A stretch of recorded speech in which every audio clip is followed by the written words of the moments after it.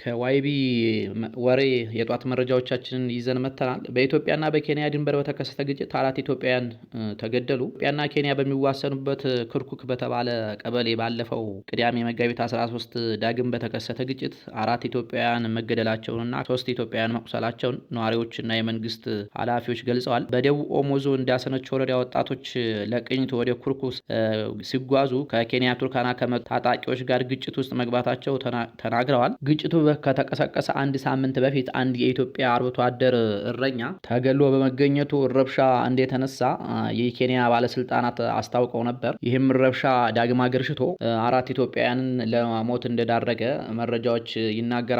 ወደ ሁለተኛው መረጃችን ስናልፍ የ2 ዓመት ህጻን ልጁን ገሎ አስከሬኗን መጸዳጃ ቤት ውስጥ የመጨመሯ አባት በእድሜ ልክ እስራት ተቀጣ ይለናል። ከወላጅ እናቷ ጋር በመጋጨቱ ምክንያት የ2 ዓመት ህጻን ልጁን ጉሮሮዋን አንቆ በአሰቃቂ ሁኔታ ከገደለ በኋላ አስከሬኗን መጸዳጃ ቤት ውስጥ የጨመረው ግለሰብ እስራት መቀጣቱን በማዕከላዊ ኢትዮጵያ ክልል የስልጤ ዞን ፖሊስ መምሪያ ተናግሯል። ሌላው መረጃችን የኢትዮጵያ ብሔራዊ ቡድን በሚመለከት የሚሰጡ አስተያየቶች ገደብ ሊበጅላቸው ይገባል ብለዋል ዶክተር አሸብር ወልደ ጊዮርጊስ። የኢትዮጵያ ኦሎምፒክ ኮሚቴ ፕሬዝዳንት ዶክተር አሸብር ይህንን ያሉት በቻይና ናንጂንግ የተሳተፈውንና በድል የገባውን የኢትዮጵያ አትሌቲክ ልዑክ ቡድን ለማመስገን በተዘጋጀው መድረክ ላይ ነው። ድል የራቀው የኢትዮጵያ እግር ኳስ ቡድንን መናገር አይገባም በማለት በባለድለኞች መድረክ ላይ የተናገሩት ዶክተር አሸብር በፓሪስ ኦሎምፒያድ ላይ በመጣው ውጤት ከህዝብ ቅሬታ ሲቀርብባቸው የነበሩት ዶክተሩ አሁን ደግሞ ለምን ትረሱኛላችሁ በሚመስል መልኩ የእግር ኳስ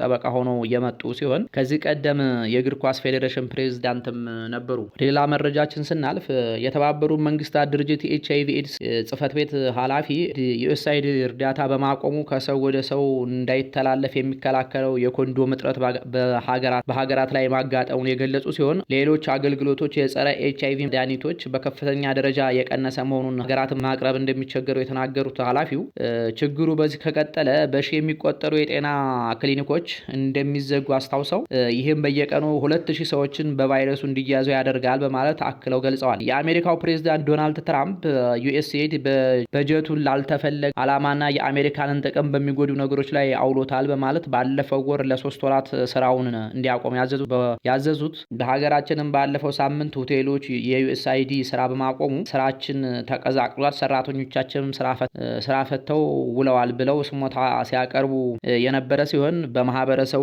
መነጋገሪያ አድርጎት ሰንብቶ ነበር። ወደ ሌላኛው መረጃችን ስናመራ በሳዑዲ አረቢያ ሲካሄድ የነበረው የዩክሬንና ሩሲያ ድርድር ያለ ውጤት መጠናቀቁ ተሰምቷል። ጉዳዩ ላይ ዝርዝር መግለጫ ያልተሰጠ ሲሆን በአሜሪካ የሚመራው የሁለቱ ሀገራት ድርድር ውጤቱ በምን መልኩ እንደተጠናቀቀ ማንም ምንም ያላለ ሲሆን የድርድሩ ሂደት ግን ማብቃቱ ተዘግቧል። እንደሚታወቀው የአሜሪካ ፕሬዝዳንት ጦርነቱ ለማቆም በከፍተኛ ደረጃ የሚፈልጉ ሲሆን ድርድሩ በቀጣይ ሊቀጥል እንደሚችል ተጠቁሟል።